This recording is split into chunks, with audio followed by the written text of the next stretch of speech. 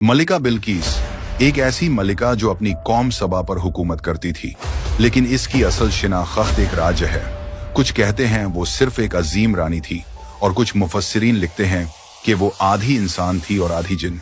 सवाल ये है, अगर ये सच है तो आखिर इसकी कहानी शुरू कहां से होती है? कैसे एक ऐसी शख्सियत पैदा हुई जो न सिर्फ इंसानों के लिए एक मलिका थी बल्कि जिनों की दुनिया का भी एक हिस्सा थी?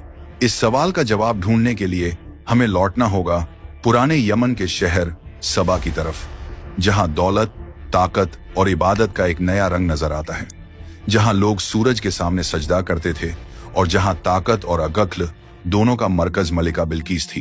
इस वीडियो में आज हम ऐसी कहानी बयान करेंगे जो आपने सुनी तो बहुत बार होगी, लेकिन इस तफसील का आपको मालूम न होगा जो आज हम इस वीडियो में बयान करेंगे। यमन का कदीम शहर सबा, ये वो सरजमीन थी जो अपने बागात, नहरों और तिजारत के लिए दुनिया भर में मशहूर थी।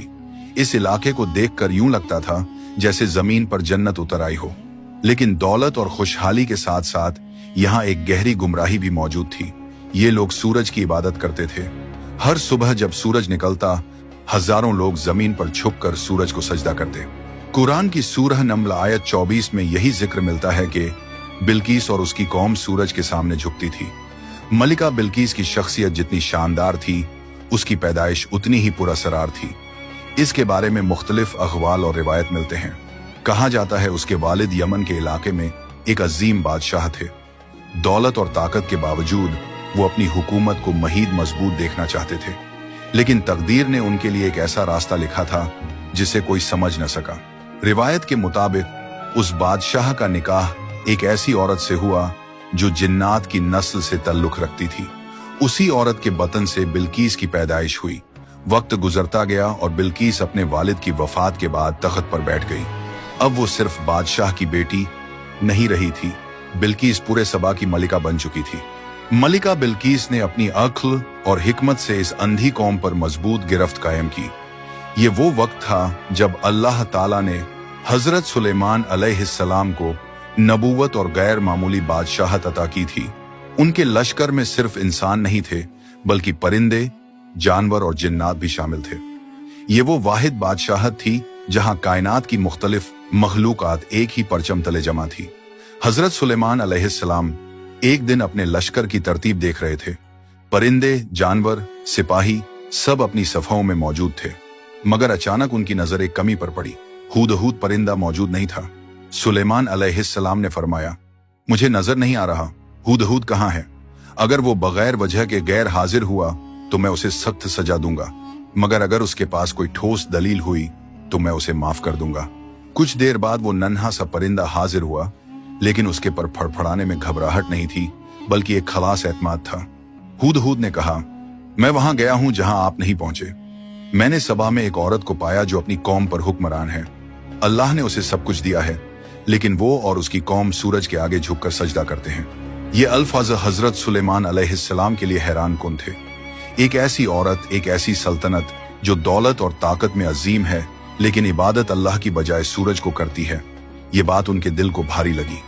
सुलेमान अलैहिस्सलाम ने फैसला किया कि ये मामला टाला नहीं जा सकता। वो बराह रास्त जंग या ताकत नहीं चाहते थे। उनका मकसद था कि पहले दावत दी जाए, दलील पेश की जाए और फिर फैसला देखा जाए। चुनांचे उन्होंने एक खत लिखा, एक मुख्तसर लेकिन निहायत वाज़ेह पैगाम। सूरह नम्ल आयत 30-31।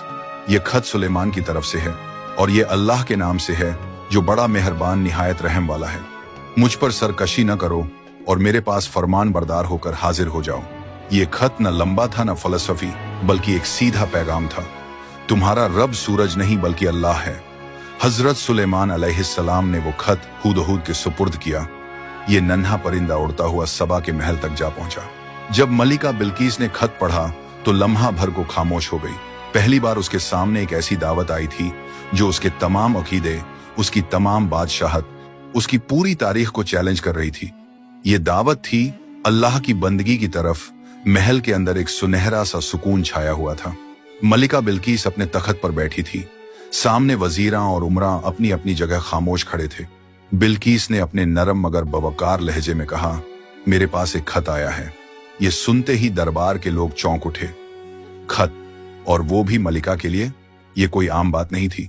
बिल्कीस ने खत खोलकर बुलंद आवाजों में पढ़ना शुरू किया। ये खत सुलेमान की तरफ से है। मेरे खिलाफ सरकशी ना करना, बल्कि मेरे पास इताअत करते हुए आ जाना।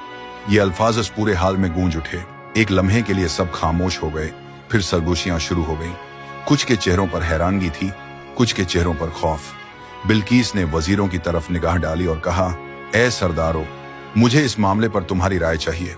एक वजीर आगे बढ़ा और घूर भरे लहजे में बोला, हम एक बड़ी सल्तनत हैं, हमारी फौजें ताकतवर हैं। अगर सुलेमान जंग चाहता है तो हम उसका मुकाबला करेंगे। हमारी सरजमीन जरी ताकत से भरी हुई है, हमें परिंदे या कोई खत हमें खौफजदा नहीं कर सकता। लेकिन बिल्कीस खामोशी से उन्हें देखती रही। उसकी आंखों में गुस्सा नहीं, बल्कि गहरी सोच थी।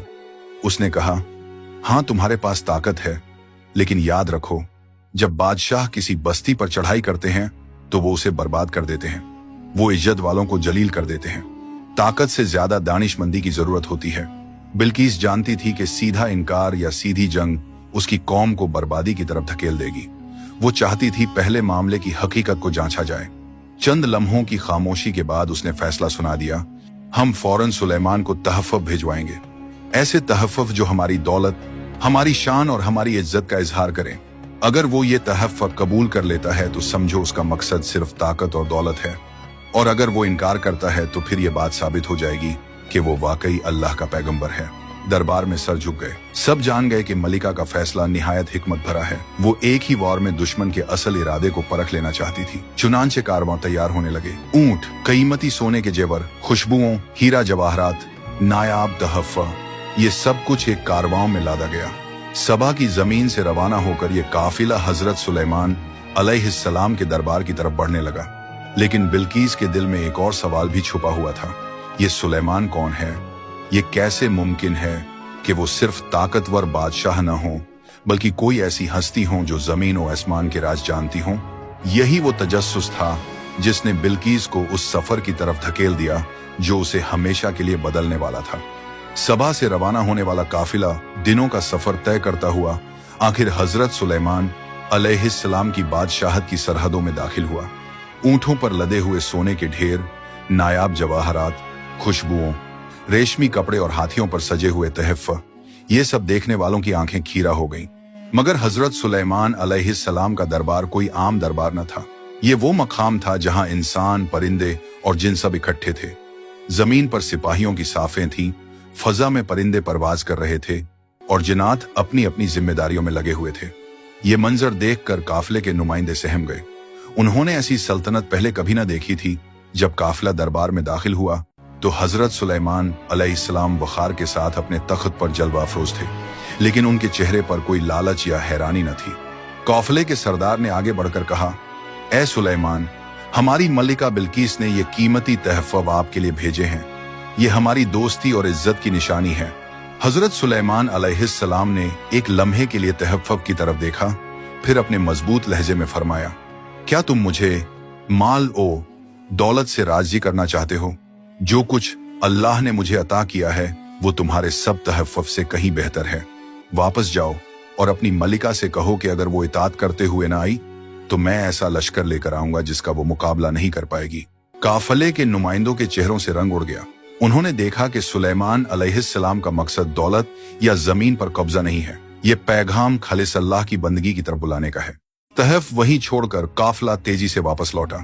रास्ते में उनके दिल कांपते रहे कि अब अपनी मलिका को क्या जवाब देंगे। उन्होंने न सिर्फ तहफ़्फ़ुज़ के इनकार की खबर देनी थी, बल्कि ये भी बताना था कि सुलेमान अलैहिस्सलाम की सल्तनत कितनी अजीम है और उनकी बातों में कितनी गैर मामूली ताकत है। दूसरी तरफ हजरत सुलेमान अलैहिस्सलाम ने अपने दरबार में एक और ऐलान किया। उन्होंने अपने वजीरों और जिनात से कहा, बिल्कीस को मेरे पास लाने से पहले क्या कोई उसका तख्त यहाँ मेरे सामने ला सकता है? ये सवाल मामूली न था। तख्त बिल्कीस उसकी सल्तनत की पहचान था, उसकी शान का मरकज था। उसे यमन से फिलिस्तीन तक लाना कोई आसान बात न थी, लेकिन ये हजरत सुलेमान अलैहिस्सलाम का हुक्म था। एक ताकतवर जिन आगे बढ़ा और बोला, मैं ये तख्त आपके पास ले आऊंगा इससे पहले कि आप अपनी जगह से उठें। लेकिन फिर एक और शख्सियत जिसके पास किताब का इल्म था, उसने कहा, मैं ये तख्त आपके पास पलक झपकने से भी पहले ले आ सकता हूँ। उसने ये कहा और अगले लम्हे ही बिल्कीस का तख्त सुलेमान अलैहिस्सलाम के सामने मौजूद था। ये मंजर वहां मौजूद सबके लिए न काबिल यकीन था। सुलेमान अलैहिस्सलाम ने शुक्र अदा किया और कहा, यह सब मेरे रब का फजल है, ताकि वो मुझे आजमाए कि मैं शुक्र करता हूं या न शुक्री। अब मामला वाजह हो चुका था। हजरत सुलेमान अलैहिस्सलाम ने यह इरादा कर लिया कि जब बिल्किस उनके पास आएगी तो उसे एक ऐसा मंजर दिखाया जाए जो उसकी आंखों से पर्दे हटा दे। उसे यह यकीन दिलाया जाए कि यह मामला ताकत या दुनिया का नहीं, बल्कि अल्लाह की रुबूबियत की दावत का है। सबा के दरबार में वापसी पर काफिले ने जो खबरें सुनाई वो बिल्किस के लिए चौंका देने वाली थी। तहैफ वापस कर दिए गए और ये पैगाम भी भेजा गया कि अगर इताअत न की गई तो एक ऐसा लश्कर आएगा जो सबा की जमीन को रौंद डालेगा। बिल्किस खामोशी से सब सुनती रही। उसके चेहरे पर गुस्सा नहीं बल्कि हैरत और खौफ के आसार थे। उसने सोचा, अगर यह सुलेमान महज एक बादशाह होता तो दौलत कबूल कर लेता, लेकिन उसने माल को ठुकरा दिया है। उसकी सल्तनत आम नहीं, उसके पास कोई ऐसी ताकत है जो इंसानी बस से बाहर है। चुनांचे बिल्किस ने फैसला किया कि वो खुद हजरत सुलेमान अलैहिस्सलाम से मुलाकात करेगी। ये सफर न सिर्फ एक रानी का था बल्कि एक कौम के मुस्तकबिल का फैसला भी था। दिन गुजरते गए, काफिला चलता रहा और आखिरकार वो लम्हा आया जब बिल्किस अपने जाहो जलाल के साथ हजरत सुलेमान अलैहिस्सलाम के दरबार में दाखिल हुई। लेकिन जो कुछ उसने देखा वो उसकी तवक्कुआत से बिल्कुल मुख्तलिफ था। दरबार में शान और शौकत के साथ सुकून और वकार का अजीब इम्तिजाज था। इंसान, परिंदे और जिन्नात एक ही तरतीब में खड़े थे। ये नज्म और जब्त बिल्किस के लिए न काबिले यकीन था। हजरत सुलेमान अलैहिस्सलाम ने बिल्किस को देखते ही उसके लिए एक इम्तिहान तैयार किया। वो उसके सामने उसका तख्त रखवा चुके थे, वही तख्त जो पलक झपकते ही यमन से लाया गया था। सुलेमान अलैहिस्सलाम ने मुस्कुराकर पूछा, क्या ये तुम्हारा तख्त है? बिल्किस लम्हा भर को ठिठक गई। उसने गौर से देखा, यह बिल्कुल उसके तख्त जैसा था, लेकिन कुछ तब्दीलियां भी की गई थीं। यह सवाल निहायत बारीक था। अगर वो कहती हाँ तो मुमकिन था कि ये इम्तिहान में फंस जाए, अगर कहती नहीं तो हकीकत के बरक्स होता। चंद लम्हे सोचने के बाद उसने निहायत हिकमत से जवाब दिया, ये तो बिल्कुल मेरे तख्त जैसा है। ये अल्फाज उसकी अक्ल और एहतियात का सबूत थे। उसने हकीकत को झुठलाया भी नहीं और जल्दबाजी में फैसला भी नहीं किया। ये देखकर हजरत सुलेमान अलैहिस्सलाम के दरबार में मौजूद सबको अंदाजा हुआ कि बिल्किस महज एक रानी नहीं बल्कि एक गैर मामूली जहन रखने वाली औरत है। लेकिन इम्तिहान अभी खत्म नहीं हुआ था। हजरत सुलेमान अलैहिस्सलाम उसे एक और मकाम पर ले गए। ये एक शीशे का महल था। महल की जमीन इस कदर शफाफ थी कि उसके नीचे बहता हुआ पानी और तैरती हुई मछलियां बिल्कुल साफ दिखाई देती थी। ये मंजर देखकर बिल्किस ने समझा कि ये वाकई पानी है। उसने अपना लिबास जरा ऊपर किया ताकि पानी में न भीग जाए। हजरत सुलेमान अलैहिस्सलाम मुस्कुराए और फरमाया, ये पानी नहीं, ये शीशे का फर्श है। ये मंजर बिल्किस के लिए फैसला कुन था। उसने समझ लिया कि ये बादशाहत आम नहीं, ये इल्म और हिकमत की बुनियाद पर कायम है। ये सिर्फ इंसानों की ताकत नहीं बल्कि अल्लाह की कुदरत का मजाहिरा है। और वो लम्हा आ गया जब बिल्किस के दिल ने झुकना शुरू कर दिया। उसने अपने लब्बों से वो कलिमात अदा किए जिन्होंने उसकी जिंदगी बदल दी। मैं अल्लाह पर ईमान लाती हूँ जो सुलेमान का रब भी है और मेरा भी। ये जुमला उसके माजी के तमाम गुरूर और शक को तोड़ गया। सूरज की पूजा करने वाली एक अजीम सल्तनत की रानी अब ला वहदहु ला शरीक की बंदगी में दाखिल हो चुकी थी। अब सवाल यह है कि इस पूरे किस्से में कुरान ने क्या बयान किया है और कौन सी तफसीलात हमें तफसीर और तारीखी रिवायात से मिलती हैं। कुरान की सूरह अन-नम्ल आयत 20 से 44 तक इस किस्से का तफसीली जिक्र मिलता है। तफसीर और तारीखी रिवायात में बाज रिवायात में जिक्र मिलता है कि मलिका बिल्किस आधी इंसान और आधी जिन्न थी। कहा जाता है कि उसकी वालिदा एक जिन्नात की औरत थी और बाप इंसान था।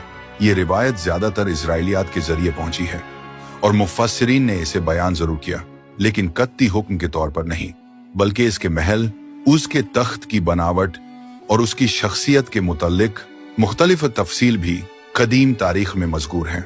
बाज रिवायात के मुताबिक उसके पांव और पिंडलियां जिन्नात की तरह बालों से भरी हुई थी और यही वजह थी कि हजरत सुलेमान अलैहिस्सलाम ने शीशे के महल में उसे आजमाया। ये रिवायत भी कुरान में नहीं बल्कि तफसीर और कदीम हिकायात में मिलती है। कुछ मुफस्सिरीन का कहना है स्केउस ने ईमान लाने के बाद हजरत सुलेमान अलैहिस्सलाम से निकाह भी किया, लेकिन ये रिवायत भी इख्तिलाफी है। असल हकीकत ये है कि कुरान ने न तो बिल्कीस के जिन होने की बात कही, न उसके जिस्मानी औसाफ की वजाहत की। कुरान ने सिर्फ उसकी कौम के अकीदे, उसकी अक्ल ओ दानिश और आखिरकार उसके ईमान लाने को जिक्र किया है। इससे ये वाज़ेह होता है कि कुरान का मकसद महज कहानी सुनाना नहीं, बल्कि हिदायत देना है कि दुनिया की सबसे ताकतवर रानी भी आखिरकार अल्लाह के आगे झुक गई।